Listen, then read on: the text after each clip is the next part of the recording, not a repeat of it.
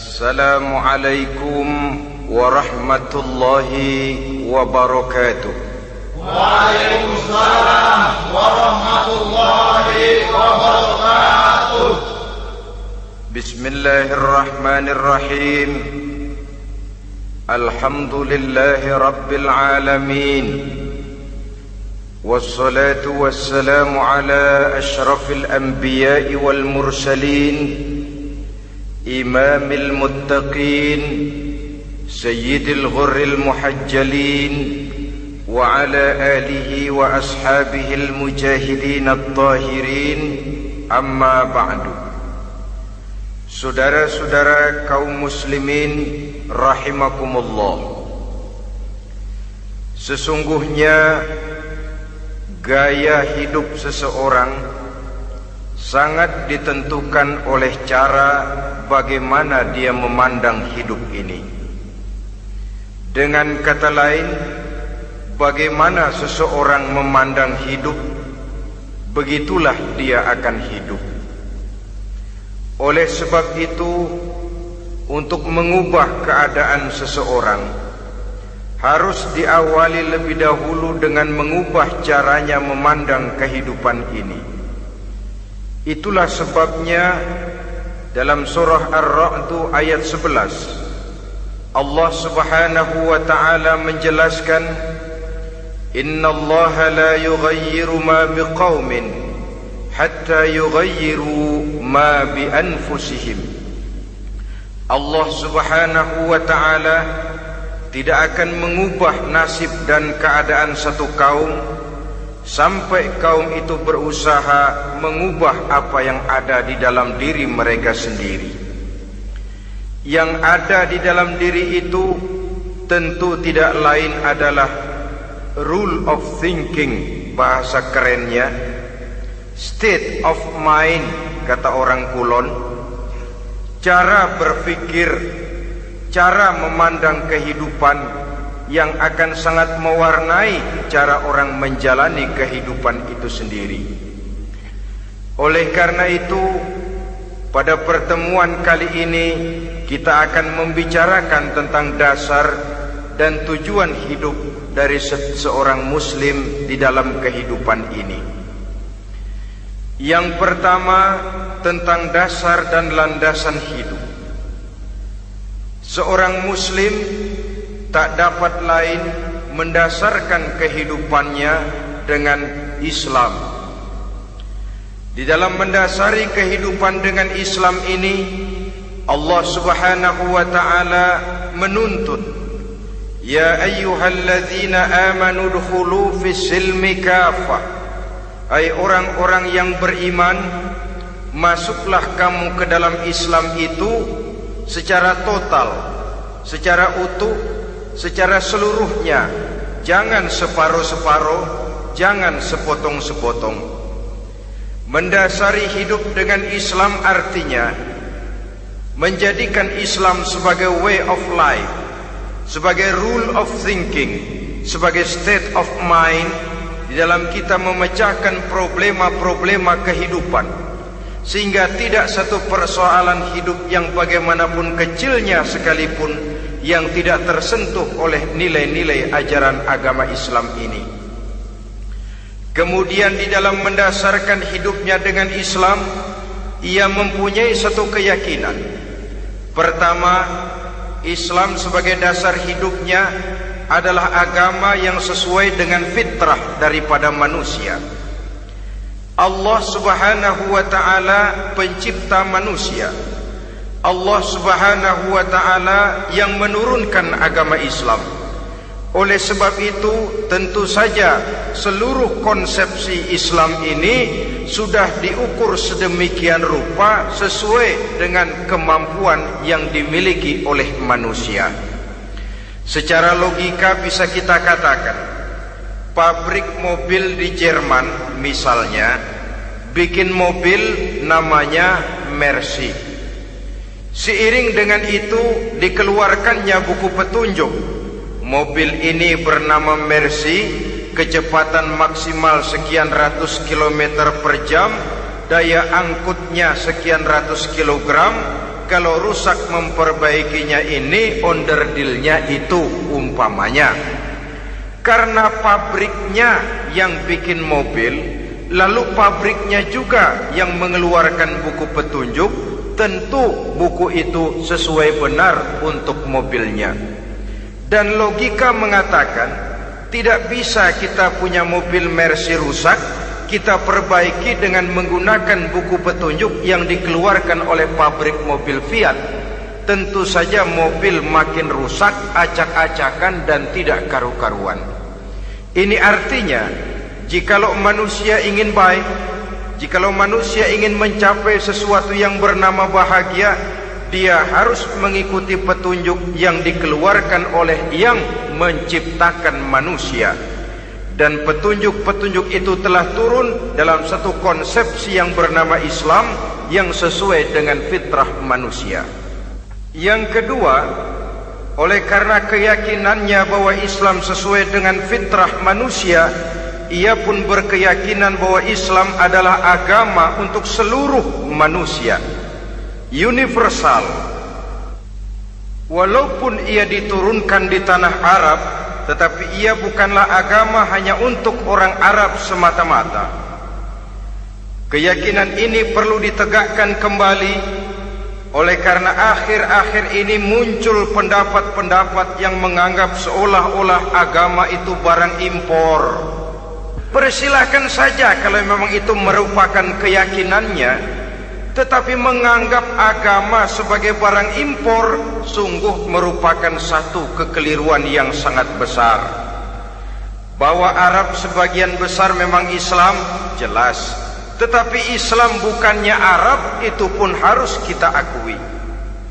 Kita bisa menjadi Muslim yang baik tanpa perlu menjadi orang Arab. Dengan kata lain, kita bisa menjadi Muslim yang baik dengan tetap menjadi warga negara Indonesia yang baik.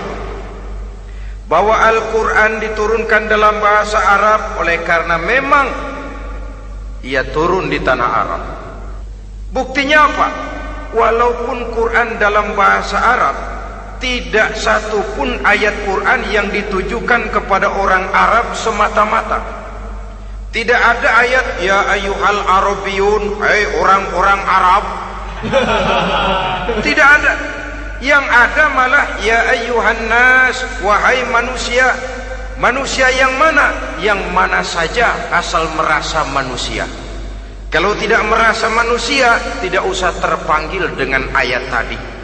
Maka dalam mendasari hidup dengan Islam, kita berkeyakinan Islam adalah agama untuk seluruh manusia. Yang ketiga, di dalam mendasari hidup dengan Islam, kita berkeyakinan Islam adalah agama terakhir yang diturunkan kepada Rasul terakhir.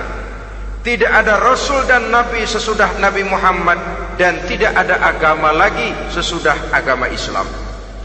Dasar-dasar keyakinan ini melembaga dalam pribadi kita, membentuk satu keyakinan yang mendasari kehidupan ini, sehingga tidak satu problema yang bagaimanapun kecilnya dalam kehidupan yang tidak tersentuh oleh nilai-nilai Islam. Sejak kita tidur sampai kita bangun tidur, bahkan tidur itu sendiri, dan seluruh kegiatan kehidupan yang kita laksanakan dalam 24 jam, tidak satu pun yang tidak tersentuh oleh nilai-nilai Islam. Inilah pandangan hidup Muslim. Jawaban seorang Muslim terhadap problema-problema kehidupan yang dihadapinya, yang di dalam menjawab problema itu ia Islam oriented, berorientasi kepada nilai-nilai Islam. Apa kata Islam tentang pekerjaan yang dihadapinya? Halal kata Islam, halallah dia katakan. Haram kata Islam, haram dia katakan. Islam oriented. Barometer dalam perbuatannya tidak lain daripada nilai-nilai Islam itu sendiri. Dan kemudian di dalam mendasari kehidupan dengan Islam, ia berkeyakinan Islam adalah satu-satunya agama yang benar. Bahasa kerennya, Islam is the single one, the true religion behind the God. Satu-satunya. Keyakinan ini kelihatannya subjektif, tapi memang inilah pokok daripada kehidupan beragama. Saudara-saudara kaum muslimin rahimakumullah, kalau itulah dasar daripada kehidupan kita sebagai muslim, apa yang menjadi landasannya? Kalau dasar hidup kita Islam, maka landasan hidup kita tidak lain adalah Al-Quran dan Sunnah Rasulullah Sallallahu Alaihi Wasallam. Dunia penuh dengan orang-orang besar, dan setiap orang-orang besar itu mempunyai ajaran-ajaran yang pernah jaya, pernah dikumandangkan, didengung-dengungkan, naik ke panggung sejarah untuk kemudian tenggelam. Satu ajaran hanya akan langgeng, satu ajaran hanya akan tahan lama apabila dia turun dari sumber yang serba maha. Kalau dia turun dari manusia, maka sifatnya hanya musim. Yang namanya musim, saudara-saudara, namanya musim tidak bisa dilarang, tapi kalau sudah selesai habis sendirian. Itu musim namanya. Musim rambutan. Kalau datang musim rambutan, apa bisa dilarang? Gak boleh musim rambutan. Ya tidak bisa, dia akan tumbuh terus. Tapi manakala musimnya habis, habis. Begitulah nasib dari ajaran yang nisbi, relatif dan temporer apabila dia bersumber dari manusia. Maka satu ajaran hanya akan langgeng, tahan lama apabila dia turun dari sumber yang serba maha. Dan itu sudah turun bernama Al-Quranul Karim. Sedangkan sunnah, saudara-saudara, merupakan penjelasan dari apa yang oleh Quran tidak dijelaskan dalam bentuk yang detail, melengkapi apa yang oleh Al-Quran hanya disebutkan dalam bentuk garis besarnya saja. Baik Quran maupun sunnah kita sebut merupakan dasar, landasan yang primer. Sedangkan untuk memahami Quran dan sunnah, kita memerlukan pendapat-pendapat orang yang ahli di bidang itu. Dalam hal ini kita sebut saja dengan ulama. Dan ini merupakan sumber yang sekunder dari landasan hidup kita sebagai seorang muslim. Dua rel ini, Quran dan sunnah, merupakan landasan di mana kereta api Islam ini berjalan. Quran dan sunnah. Saudara-saudara kaum muslimin rahimakumullah, oleh karenanya marilah kita menjadikan Quran dan sunnah ini sebagai imam di dalam kehidupan kita. Bukankah Rasulullah sallallahu alaihi wasallam pernah memberikan pilihan, man ja'alal Qur'ana amamahu qadahu ilal jannah wa man ja'alal Qur'ana khalfahu saqahu ilan nar. Siapa yang meletakkan Quran di depannya, dijadikannya Quran sebagai imam dan dia sebagai makmum, maka Al-Quran akan membimbing dia ke surga.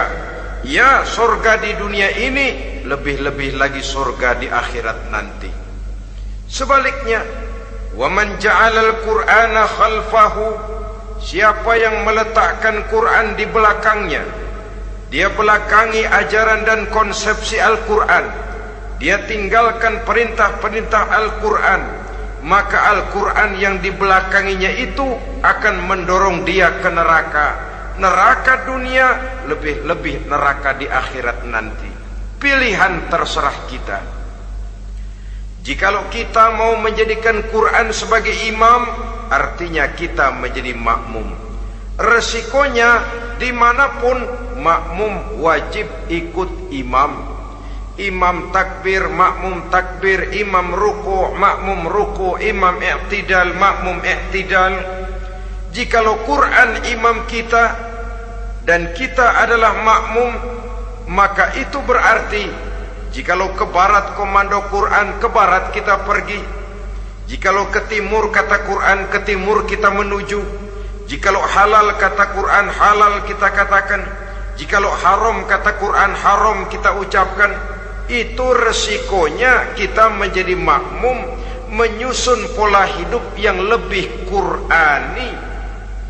Tapi sebaliknya, ke barat komando Quran, ke timur kita pergi, ke utara kata Quran, ke selatan kita menuju. Halal kata Quran malah kita tidak mau melaksanakannya. Haram kata Quran kita senang bukan main. Artinya kita mau menjadi makmum, dan Quran kita jadikan sebagai makmum, kita sendiri malah mau menjadi imam. Kita paksa konsepsi Al-Quran itu supaya sesuai dengan naluri kemanusiaan kita, mengotak-atik hukum, menghalalkan yang haram, mengharamkan yang halal. Dikala itu landasan hidup kita sudah goyah, tidak lagi sebagai landasan tempat kita bertolak, tetapi malah menjadi satu landasan yang kita injak-injak.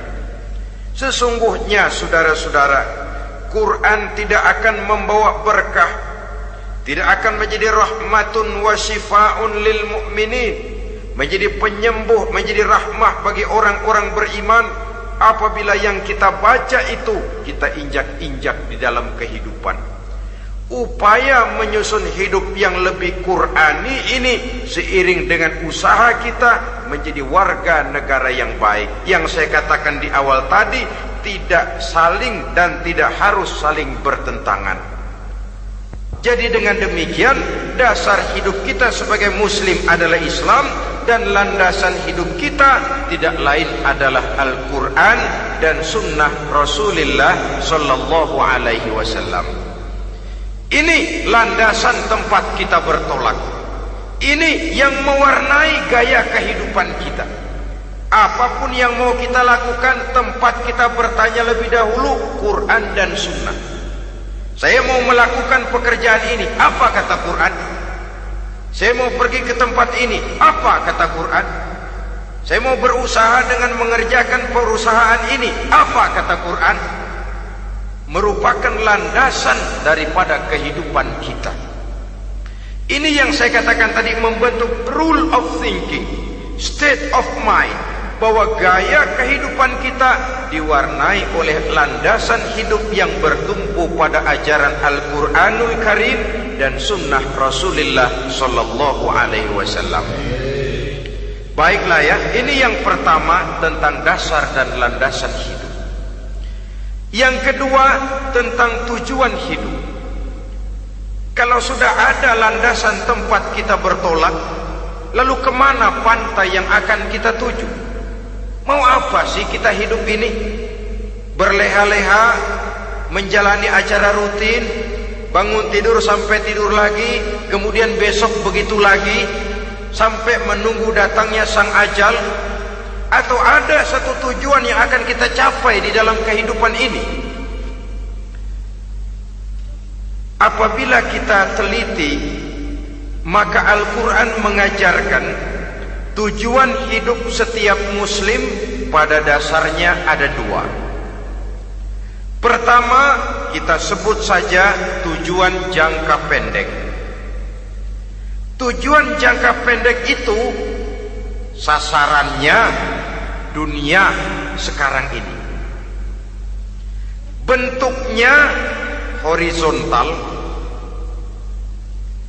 Targetnya agar setiap pribadi muslim menjadi rahmatan lil alamin, rahmah bagi lingkungannya.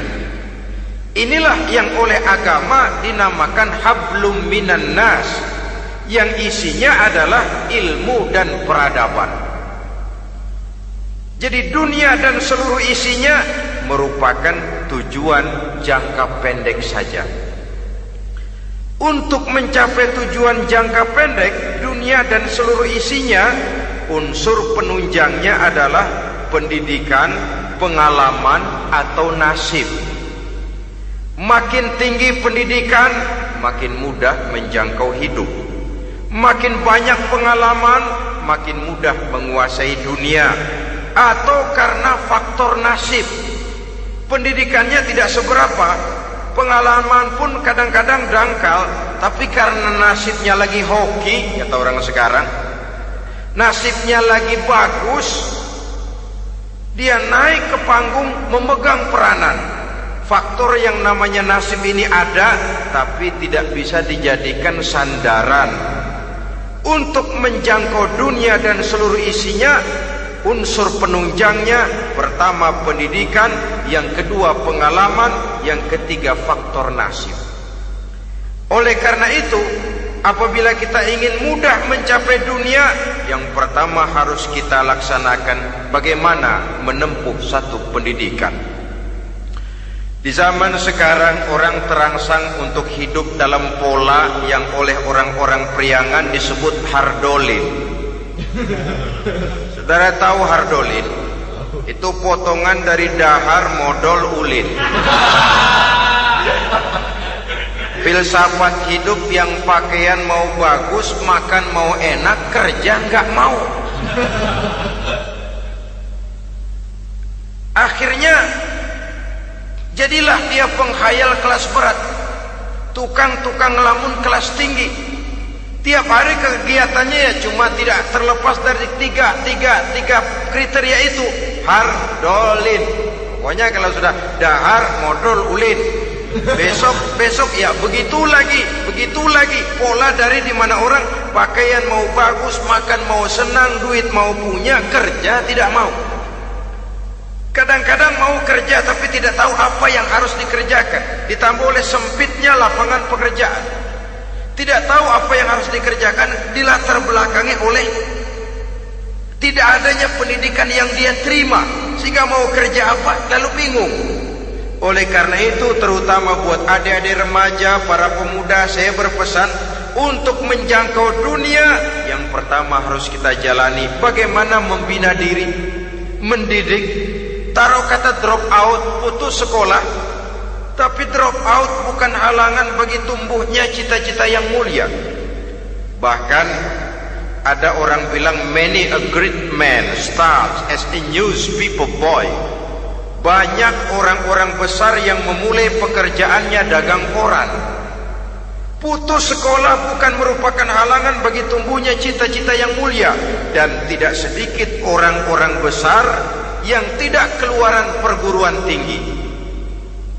Tidak sedikit orang-orang besar yang tidak merupakan produk dari perguruan tinggi tertentu, tapi kerajinannya belajar, banyak membaca, banyak bergaul, autodidak.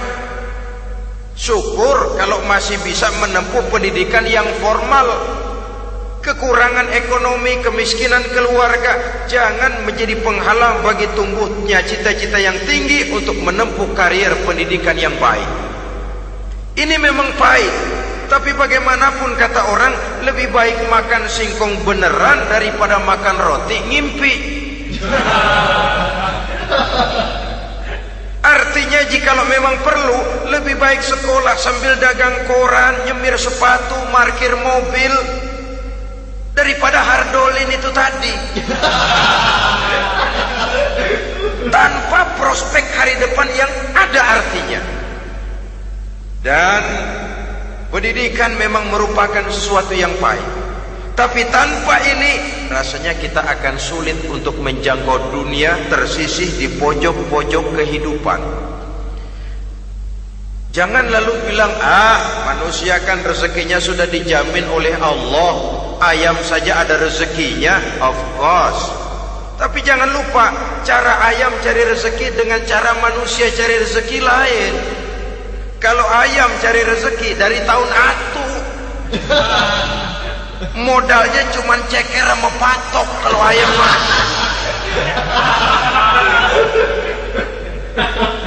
asal bisa nyeker, bisa matok, ayam dapat rezeki. Pokoknya kertok dah. Tapi manusia cari rezeki, dia harus cari lapangan kerja. Lapangan kerja sulit.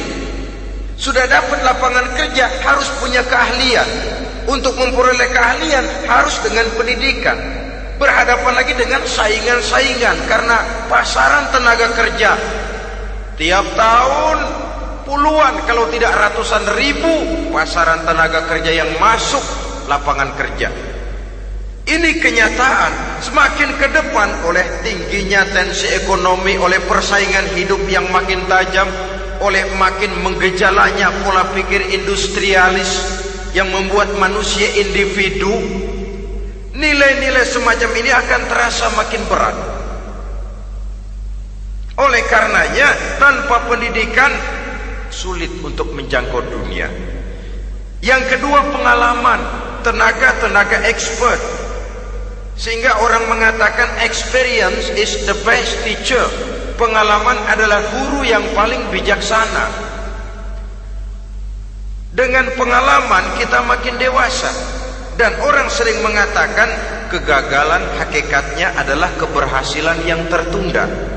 Jangan takut gagal, kalau itu akan mengantarkan kita kepada pola hidup yang lebih dewasa, lebih tegar, lebih sanggup menghadapi kesulitan-kesulitan.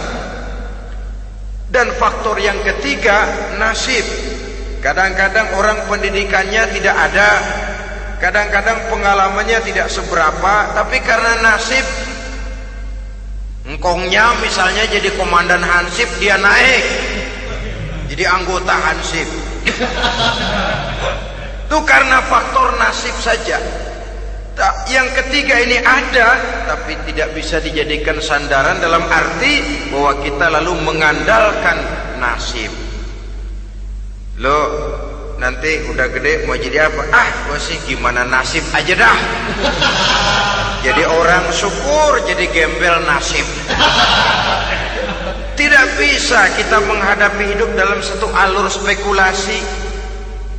Tidak bisa kita menjalani skenario kehidupan ini dengan bersikap untung-untungan.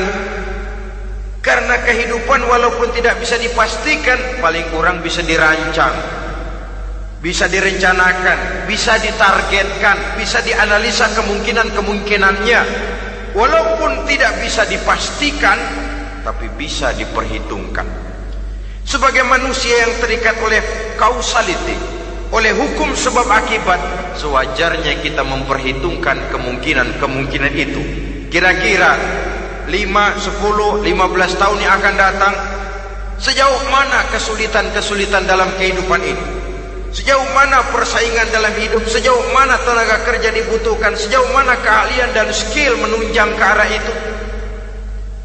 Kalau tidak, kita akan tersisih di sudut-sudut kehidupan untuk lebih banyak jadi penonton daripada menjadi pemain. Padahal kita ingin jadi pemain, kita ingin aktif, kita ingin punya peranan, karena kita oleh agama dituntut menjadi rahmatan lil alamin, menjadi rahmah bagi lingkungan di mana kita tinggal, mewarnai lingkungan, bukan cuma diwarnai oleh lingkungan itu sendiri. Itu tadi tujuan jangka pendek sebagai tujuan yang pertama. Yang kedua, tujuan jangka panjang. Tujuan jangka panjang ini sasarannya adalah akhirat. Bentuknya vertikal, targetnya adalah mardotillah atau ridho daripada Allah. Dan ini yang oleh agama dinamakan dengan hablum minallah, tali vertikal yang menghubungkan manusia langsung dengan Tuhannya. Untuk mencapai tujuan jangka panjang akhirat ini, unsur penunjangnya adalah prestasi ibadah. Kalau untuk tujuan jangka pendek, dunia dan seluruh isinya, pendidikan, pengalaman dan nasib memegang peranan yang sangat penting, maka untuk akhirat, pendidikan, pengalaman, nasib tidak punya pengaruh banyak. Unsur penunjangnya adalah prestasi ibadah. Bagaimanapun tinggi pendidikan, bagaimanapun banyak pengalaman, tanpa prestasi ibadah, nol besar kita dalam pandangan Allah Subhanahu wa ta'ala. Saudara-saudara kaum muslimin rahimakumullah, itu sebabnya seorang muslim sholat, puasa, haji, zakat, yang kalaupun ada target dunia itu cuma side effect saja, sekedar satu efek sampingan. Target utamanya tetap tujuan jangka panjang, akhirat dan ridho Allah. Kenapa kita sholat? Untuk mencari ridho Allah. Kenapa kita laksanakan ibadah haji? Untuk mencari ridho Allah. Kita bangun di keheningan malam untuk mencari ridho Allah. Kalau ada akibat dunia, itu cuma akibat sekunder saja. Ada misalnya orang karena tekun ibadah rezekinya lancar, itu baru persekot, baru tanda jadi. Kadang-kadang persekotnya saja sudah nikmat kok, apalagi cashnya, kontannya. Sebaliknya kalau ada orang rajin ibadah rezekinya seret, jangan jadi alasan. Kok lu nggak sembahyang? Alah, tetangga gua rajin sembahyang melarat terus. Ya memang sholat itu bukan dengan target dunia, target akhirat, saudara-saudara. Oleh sebab itu, seorang muslim adalah seorang yang berpandangan luas, berjiwa lapang. Maksudnya apa? Tujuan jangka pendek dan jangka panjang ini harus dia raih kedua-duanya. Ini yang oleh Al-Quran diajarkan agar setiap muslim mencapai fid dunia hasanah wa fil akhirati hasanah. Kebaikan di dunia, kebaikan di akhirat, itu arti hasanah. Jangan macam orang dulu, punya istri dua pergi haji. Yang satu yang muda istrinya namanya Hasanah, yang satu namanya Khadijah. Waktu tawaf keliling Ka'bah, si suami ini nggak bisa doa apa-apa kecuali Rabbana Atina itu. Tiap putaran Rabbana Atina fid dunya hasanah wa fil akhirati hasanah. Putaran kedua Rabbana Atina fid dunya hasanah wa fil akhirati hasanah. Ini istri tuanya yang namanya Khadijah dengerin aja. Akhirnya di satu saat dia colek suaminya, "Bang, mentang-mentang Hasanah bini muda disebutin melulu, saya dong disebutin dalam doa." "Iya deh, ntar putaran selanjutnya." Suaminya blow on juga. Putaran kedua dia baca Rabbana Atina fid dunya hasanah wa fil akhirati Khadijah. Saudara-saudara, itu makna refleksi daripada doa tadi itu, doa sapu jagat. Kita ingin fid dunya hasanah wa fil akhirati hasanah. Tujuan jangka pendek dunia tercapai, tujuan jangka panjang akhirat dan ridho Allah juga tergapai. Oleh sebab itu Al-Quran menjelaskan, wabtaghi fima atakallahu ad-daral akhirah wala tansa nasibaka minad dunya. Dengan karunia yang diberikan Allah kepadamu, carilah bahagia akhirat. Wala tansa nasibaka minad dunya, tetapi jangan lupakan bagianmu dalam kehidupan di dunia ini. Cari akhirat, utamakan akhirat dengan tidak usah melupakan jatahmu di dunia. Kenapa saya katakan seorang muslim berjiwa besar? Sebab andai kata dia gagal mencapai tujuan jangka pendek, andai kata dia gagal di dunia, dan dia oleh Islam diajarkan jangan sampai gagal, tapi andai kata dia gagal, dia masih punya tujuan jangka panjang, akhirat dan ridho Allah. Dia masih bisa menghibur diri, biarlah di dunia kita sederhana, bahkan biarlah susah di dunia, asal di akhirat kita bahagia. Orang yang tidak punya pandangan hidup semacam ini, surgalah dunia ini, segalanya telah tertumpu di sini. Bila umurnya selesai, ajalnya datang, selesai sudah, surganya sampai di situ, dan dia tidak punya pengharapan lain di belakang itu. Maka seluruhnya bertumpu pada kehidupan di dunia, padahal dunia seperti air laut, makin diminum makin haus, makin kering tenggorokan. Dunia yang diperturutkan menyeret manusia ke dalam lingkaran setan, terjebak dalam sifat yang namanya tamak bin rakus alias serakah.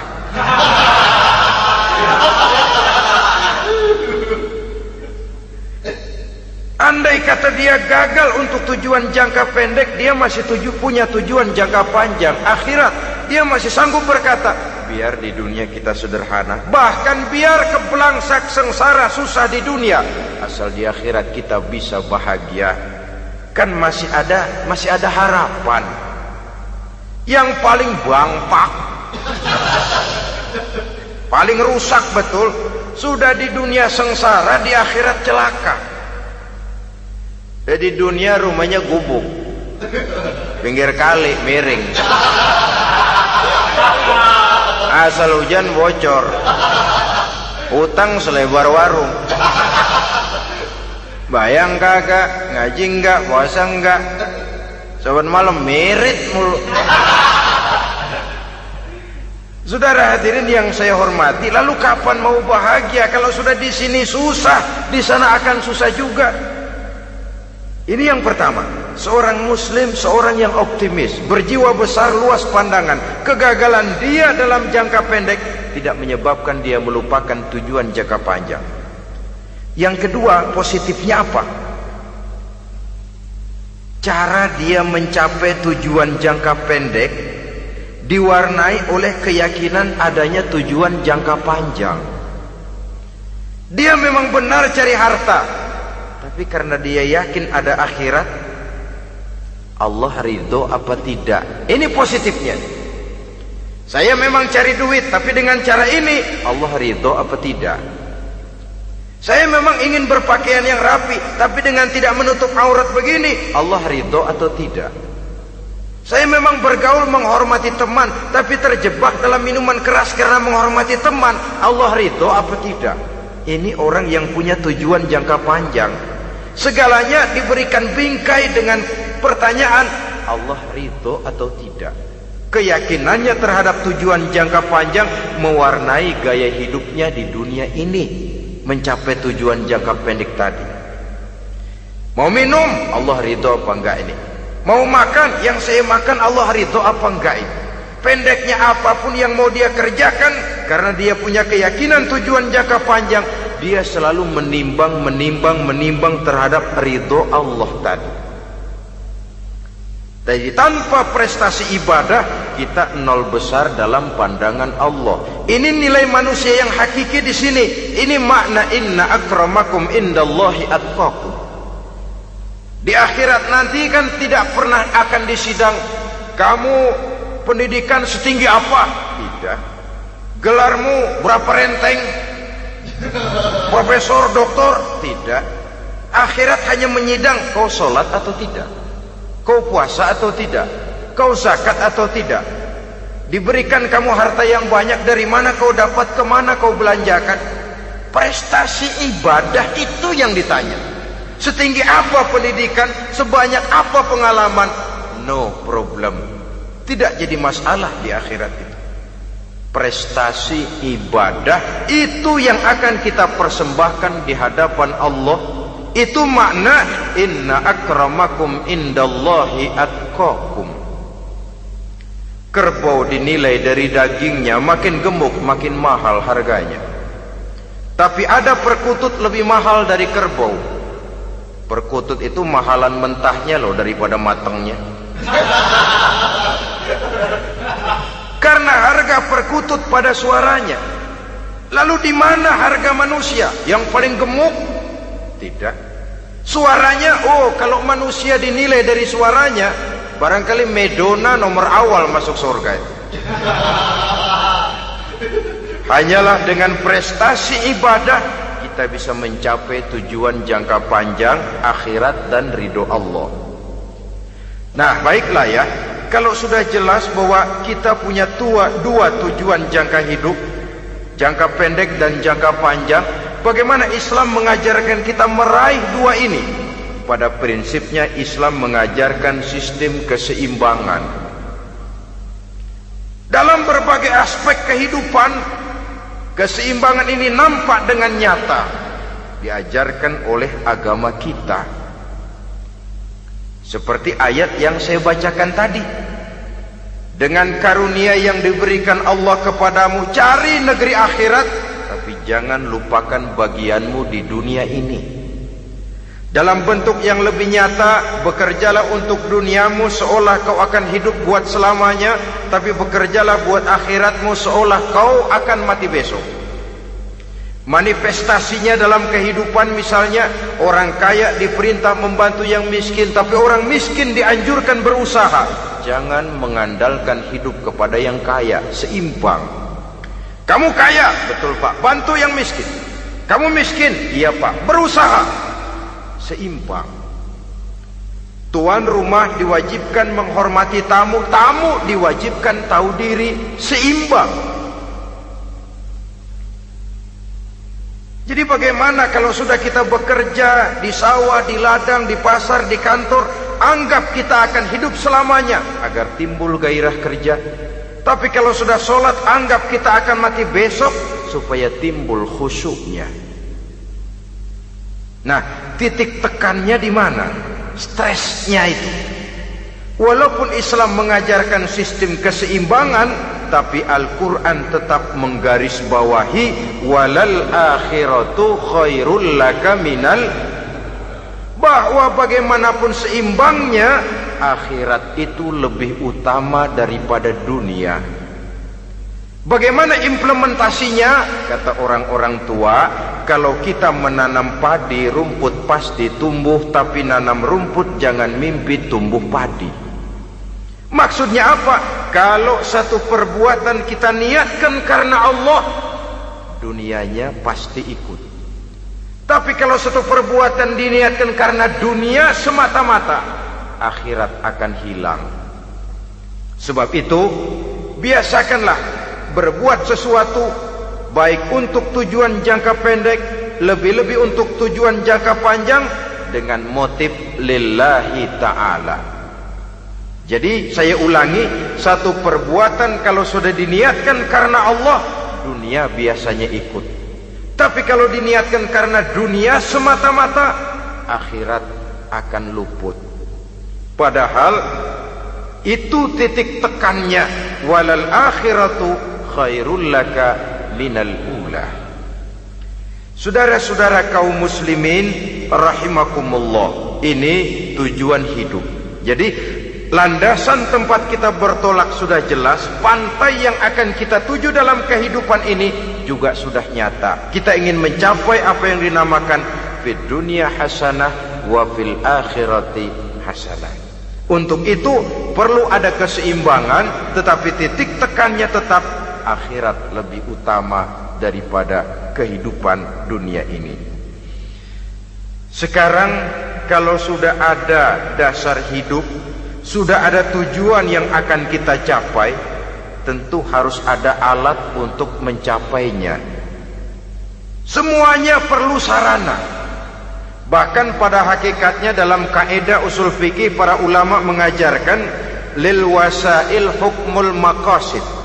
Sarana dan tujuan hukumnya sama. Ini mestinya mendidik umat Islam jadi pinter.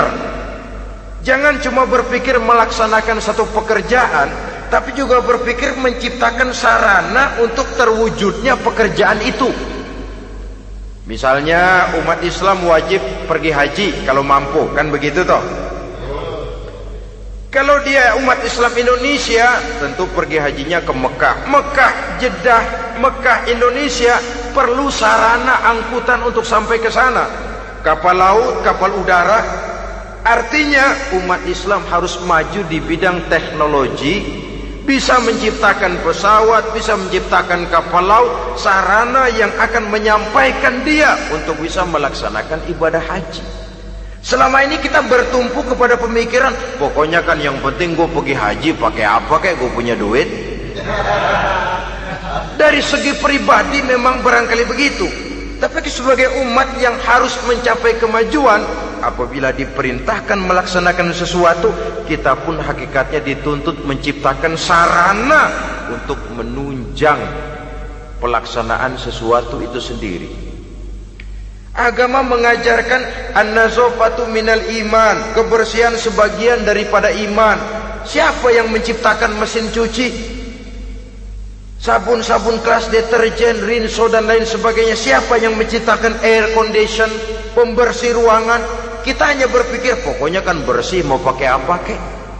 Kita jarang yang berpikir kepada pewujudan teknologi modern untuk menerjemahkan hadis itu.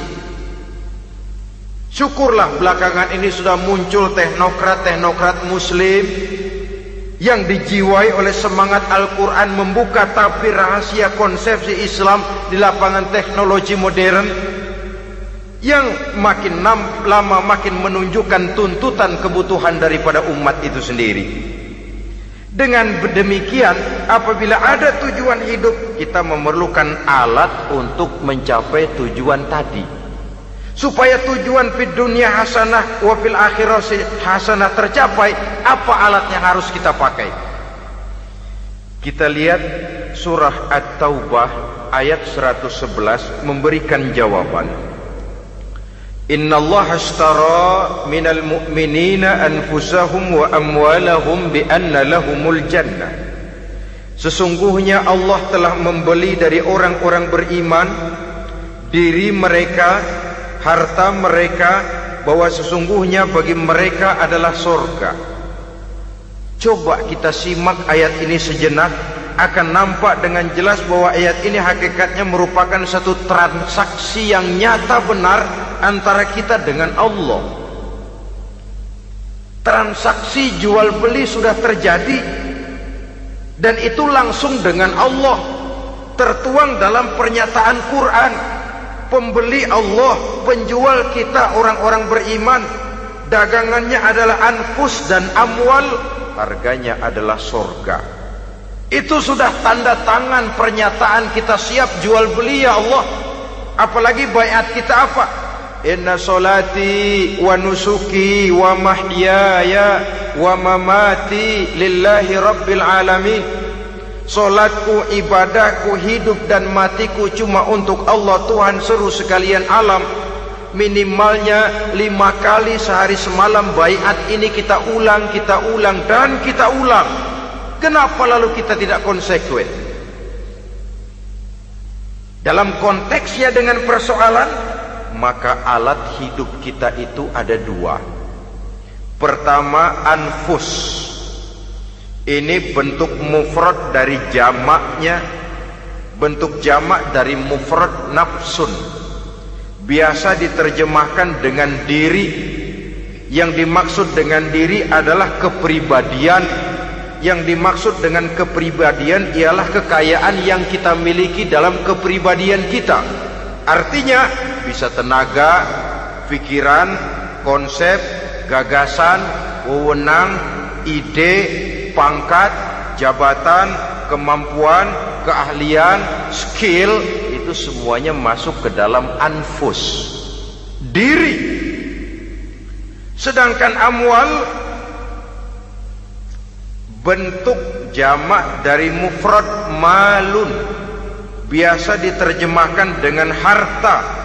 Pengertian di sini ialah seluruh bentuk-bentuk materi yang berada di bawah kekuasaan kita. Bisa rumah, bisa uang, bisa tanah, bisa kebun, bisa pabrik, bisa peternakan, itu semuanya amwal. Nah, baik anfus maupun amwal, diri, tenaga kek, pikiran kek, harta kek, pangkat kek, jabatan kek, wewenang kek, keahlian kek, untuk tujuan jangka pendek harus jadi rahmah bagi lingkungan. Untuk tujuan jangka panjang harus menunjang jalan menuju ridho Allah. Jadi kalau pangkat kita menjauhkan kita dari ridho Allah, itu bukan nikmat tuh, azab. Punya pangkat bukan melakukan kebaikan, malah melakukan kejahatan, setidak-tidaknya berdiri di belakang kejahatan, melindungi perbuatan-perbuatan munkar. Dalam kelas kakap melindungi korupsi, dalam kelas teri jadi backing tukang koprok. Umpamanya itu sudah menyalahi. Alat tidak digunakan untuk mencapai tujuan, itu untuk tujuan jangka pendek. Lalu amwal harta, uang, tanah, rumah, kebun untuk tujuan jangka pendek harus menjadi rahmah bagi lingkungan. Sedang untuk tujuan jangka panjang, baik diri maupun harta harus menunjang jalan menuju ridho Allah, harus meningkatkan prestasi ibadah kita kepada Allah Subhanahu wa ta'ala. Malah yang namanya amwal ini tanggung jawabnya lebih berat loh saudara. Kalau saudara diberikan ilmu, sidang akhirat cuma satu, ilmumu kau amalkan untuk apa? Saudara diberikan umur panjang, pengadilan akhirat cuma bertanya satu, umurmu kau habiskan di mana? Tapi saudara diberikan harta, pertanyaan akhirat dua, hartamu kau dapat dari mana? Kau belanjakan kemana? Dari mananya dan kemananya ditanya, depan belakang. Wah, kadang-kadang kan ada orang hartanya didapat dari jalan yang halal, dibelanjakan di jalan haram. Kerja peras keringat banting tulang setengah mati, begitu dapat duit beli buntutan, muter-muter kertas cari kode. Didapat dari jalan halal, dibelanjakan di jalan haram. Atau didapat dari cara yang haram, dibelanjakan di jalan yang baik. Menang judi, nyumbang pesantren. Nabi mengajarkan innallaha thayyibun la yaqbalu illa thayyib. Allah itu baik dan hanya menerima yang baik-baik saja. Tidak bisa mencuci kain dengan air najis. Kain akan tetap kotor. Saudara-saudara kaum muslimin rahimakumullah. Oleh karenanya masalahnya terpulang kepada kita, pandai-pandailah membagi orientasi. Suatu saat tenggelam kita dalam kesibukan dunia dan seluruh isinya untuk mencapai tujuan jangka pendek. Lain saat tenggelam kita memfanakan diri untuk mencapai tujuan jangka panjang, akhirat dan ridho Allah. Karena kehidupan ini bukan berjalan tanpa batas. Umur ini bukan satu karunia tanpa pertanggungan jawab. Satu saat setuju atau tidak, rela atau terpaksa, kita akan sampai kepada garis finish daripada perjalanan kehidupan dunia ini, yang memang merupakan satu perjalanan panjang, a walking tall.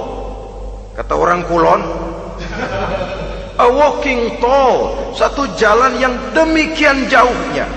Entoh kita akan sampai ke garis finish.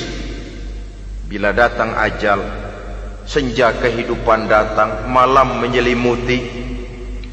Datangnya tidak pernah kita sangka, tapi sekali dia datang, tidak satu kekuatan yang bisa menolak. Kehadirannya tidak pernah kita harapkan, tapi satu kali dia datang bertamu, pasti terjadi. Dan itu pasti akan kita temui. Alangkah malangnya pada saat kembali itu datang, kita tidak punya prestasi ibadah. Lalu apa artinya prestasi dunia? Apa artinya tujuan jangka pendek kalau kita harus kehilangan tujuan jangka panjang? Rumah kita yang besar, pangkat kita yang tinggi, harta kita yang banyak, bisakah menolong kita untuk kalau sudah kumpul di padang mahsyar nanti? Malaikat, jangan gebugin saya, rumah saya harga 2 miliar.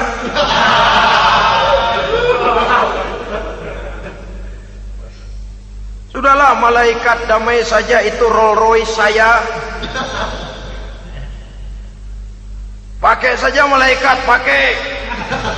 Kata malaikat, gue budak, gue nggak butuh gituan. Hanya prestasi ibadah yang bisa menyelamatkan kita pada kondisi semacam itu. Jadi oleh karena itu saudara-saudara, biar di dunia ini rumah kita besar, mobil bagus, uang banyak, pabrik ada, usaha lancar, asal di akhirat masuk surga aja, nggak apa-apa. Daripada di dunia sengsara, di akhirat neraka, senangnya kapan? Sudah di sini sengsara, di sana kebelangsak. Itu yang orang-orang tua bilang lacur kuda namanya.